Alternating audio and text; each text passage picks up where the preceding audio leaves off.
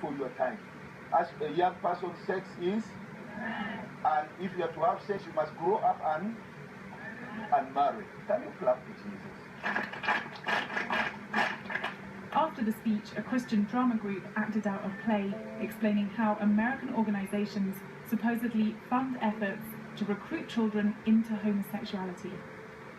This scene has a lesbian student who has just received a US scholarship pay her female classmate to have sex with her. Thank you for being a good friend. In front of me, move. Move. This same story repeats with male students. But only once. I heard that it is painful, eh? I heard. You're refusing now. You're refusing. In the last scene, we see those 4 students in excruciating pain having had gay sex. I can never friend you. This is your children. These are your children. This is your generation.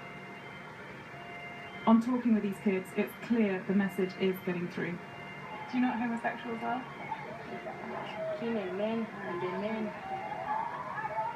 That destroys our life. It destroys your life? Yeah. How does it destroy your life? By getting HIV, by getting cancer. If a woman gets homosexuality with a woman, she cannot give birth.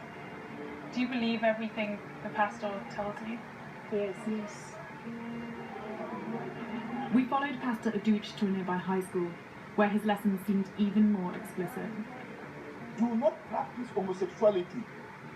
It is detestable. It is one of the ways of passing AIDS. It's very deadly.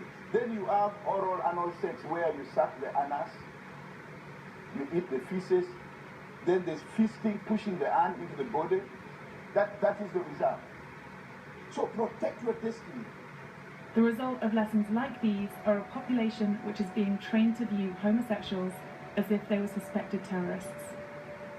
Unfortunately, this sentiment only seems to intensify with adults.